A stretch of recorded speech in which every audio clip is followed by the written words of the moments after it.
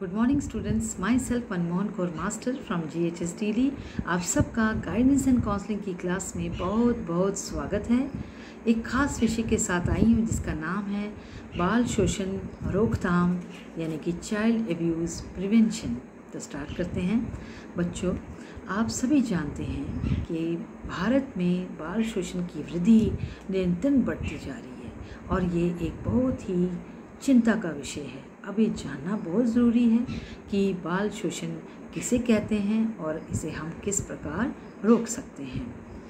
तो अगर हम इसकी परिभाषा जानें कि बाल शोषण क्या है, तो हम देखते हैं कि 18 वर्ष की कम आयु के बच्चे, चाहे वो लड़की हो या लड़का हो, उनके साथ किसी भी प्रकार की प्रताड़ना हो, बाल शोषण कहलाता है, जो कि कानूनी तौर पर अपराध की श्रेणी में रखा गया है। अब हम जानेंगे कि बच्चों का किस प्रकार से शोषण हो सकता है। जैसे कि शारीरिक शोषण में ये देखा गया है कि कोई भी बच्चा 14 वर्ष की कम आयु का हो, उसे काम पे लगा दिया जाता है, उसके साथ मारपीट की जाती है, उसके साथ किसी भी प्रकार का दुर्व्यवहार हो, वह शारीरिक शोषण कहलाता है। अब हम देखते हैं कि मानसिक शोषण किसे कहते हैं। मानसिक शोषण में हमने देखा है कि बच्चों के साथ गाली गलौज करना, उसको घर से बाहर ना निकलने देना, उसके साथ दुर्व्यवहार करना या उसे खेलने नहीं देना या उससे गुस्से से बात करना, ये सभी जो लक्षण हैं मानसिक शोषण के हैं। अब हम बात करेंगे बहुत ही खास शोषण की, जो कि आजकल हमारे समाज में हम बहुत देखने को मिल रही है, वह है यौन शोषण यानी कि सेक्स अब्यूज़, जिसके बारे में हम अक्सर अखबारों में, न्यूज़ चैनल्स में, आस पड़ोस में, गली मोहल्ले में सुनते और देखते आए हैं। बच्चों, जब किसी भी 18 वर्ष की कम आयु का बच्चा, चाहे वो लड़का हो चाहे वो लड़की हो, उसके साथ अश्लील हरकत हो, वह यौन शोषण कहलाती है। जैसे कि बच्चों को ज़बरदस्ती छूने की कोशिश करना या बच्चों को तरह तरह के अश्लील तस्वीरें दिखाना या उन्हें फिल्में दिखाना या बच्चों की अश्लील तस्वीरें खींचना, और सबसे बड़ी बात, बच्चों के गुप्त अंगों को गलत तरीके से छुआ जाए, जिससे बच्चों को बहुत तकलीफ़ होती है। इसे हम यौन शोषण कहते हैं। अब बात समझने की ये है कि किस बच्चे के साथ ये घिनौना अपराध हुआ हो, ये कैसे जानें। खास करके छोटे बच्चे ये बात बता नहीं पाते हैं, समझा नहीं पाते हैं उनके साथ किस प्रकार का शोषण हुआ है।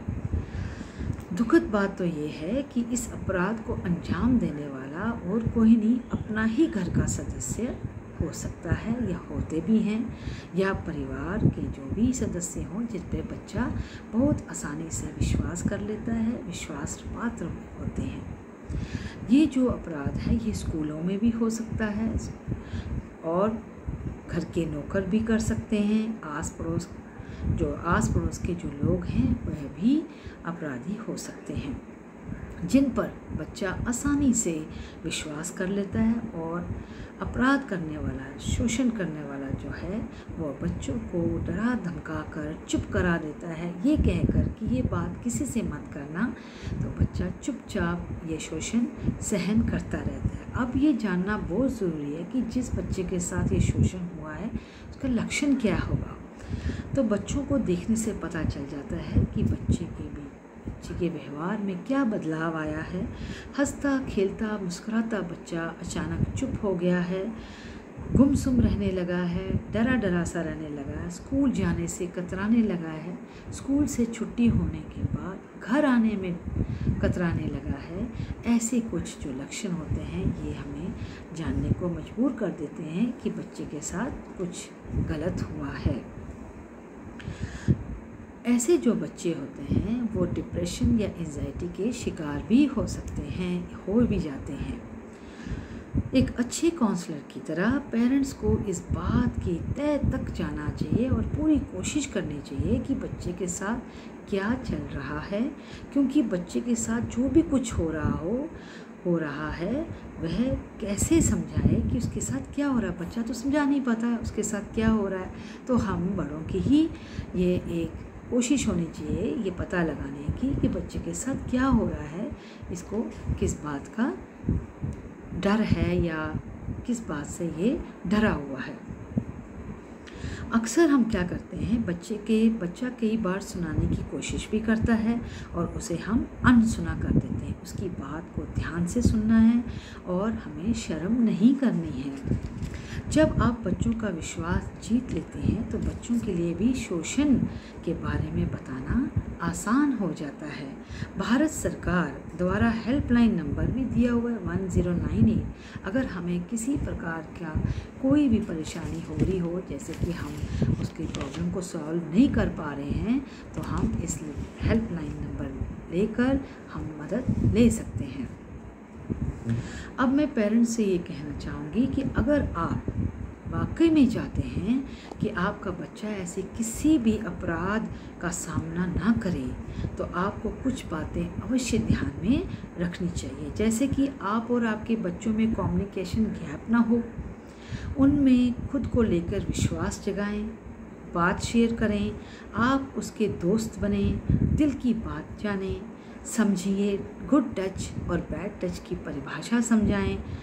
बच्चों की हरकतों पर नज़र रखें, जैसे कि बच्चा चिड़चिड़ा हो गया हो, उदास रहने लगा हो, चुप रहने लगा हो, गुस्सा आ जाता हो। ये सभी जो लक्षण हैं, ये कुछ ना कुछ हमें लक्षण दिखाई देते हैं कि बच्चे के साथ क्या हो रहा है। तो हमें ये सभी जानने की पूरी कोशिश करनी चाहिए।